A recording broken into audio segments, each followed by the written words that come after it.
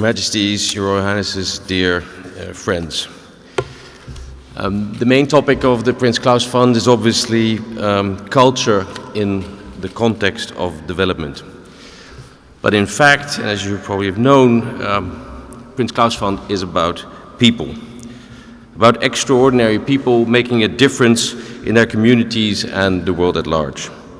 It's about you, showing different perspectives, telling important stories. The Prince Claus Fund aims to be a bridge builder between people and organizations all over the world, who with very different means and different media are basically striving for the same cause, a better, more just and free world where human dignity is respected and creativity and expression are applauded.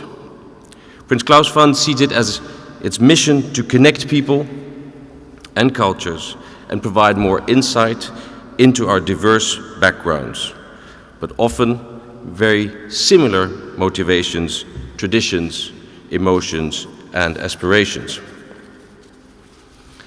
And we do this at a time when we seem increasingly obsessed with ourselves and confused by the world. The same technology that allows us to selfie our whole life and share it with the world also gives access to the world's information. One would assume this brings us closer to one another, but more often we find ourselves confused. Deeply puzzling and disturbing images from bombed towns, blown up monuments, and executions in, for instance, Syria, refugee streams in Greece, Turkey, Jordan, and Lebanon, terror attacks in Paris, Nigeria, Beirut. We have opinions about African lions and American dentists and are surprised about the global outrage about Black Pete discussion in the Netherlands. The far has come to our doorstep, and what was near is now in the global eye. And we are easily shocked and often compelled to judge without knowing the context. So how to make sense of this all? How can we understand the other if we look at the world through our narrow, self-indulged lenses? Is the complexity of politics, culture, economics, at global, regional, and local level comprehensible at a time of rapid change and permanent crisis? This is a confusing time in which people seek predictability and simple answers instead of nuance and insight. So my answer to the question about how to make sense of this all takes me back to the core of the Prince Claus Fund. It's people. And as maybe Bill Clinton would put it, it's all about the people stupid. And even though we all come in different colors with interesting and different habits and cultures, at the core we are the same people with aspirations, fears, humor, hope.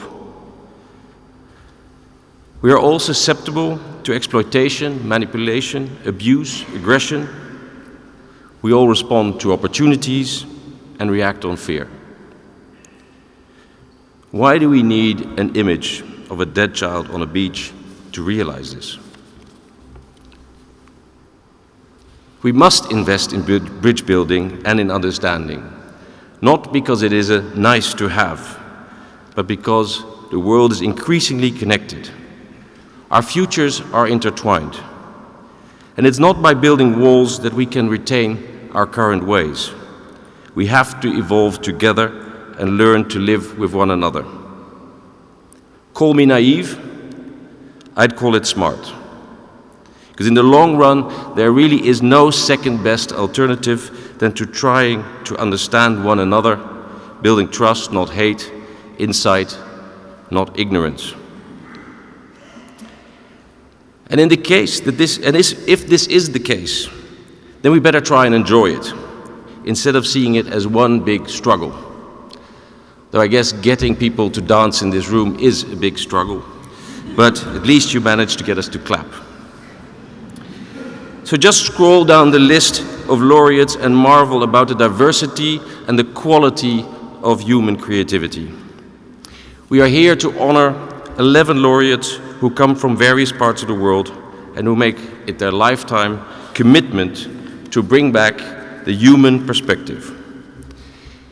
In their unique voices, they are telling us that there is no inherent threat, in that we are all humans sharing similar stories, joys, and suffering with the same basic needs. They ask us to listen and look beyond the screaming headlines and the comfortable stereotypes. Like Newsha Tavakolian with her subtle images of women in modernist Iran. And Jelili, Atiku, and Etcetera, both in their own way, provoke audiences to actively discuss and engage in issues of local and global impact. Ossama Mohammed and Oksana Shatalova stimulate fresh viewpoints in situations in Syria and the position of women in Central Asia. Through her work, Newsha tells us to listen to the unheard voices of women who cannot sing, and to look through her own personal view to the uncertainty, the fear, suspicion, and loneliness of people in her surroundings. And I'd like to take a sidestep by a quote that she gave us following from her work. Her observations lead her to the statement, "A woman's voice represents a power that, if you silence it, imbalances society and makes everything deform." Something I can only support with all my heart, and particularly my brains, although it should be a no-brainer for all. I come to a close. In 2010, my brother Friso said the following in his award speech. "Following some reflection, I have come to the conclusion that in most cases, all that is imaginary, unreal or virtual is the frontier itself, and not what is beyond. It is a border marking the limits of our own reality, or what others want to make us believe is reality. Across that border, we are most likely to find another reality, someone else's reality. And I'd like to add, which will soon be ours." Newsha, may I ask you to come to the stage?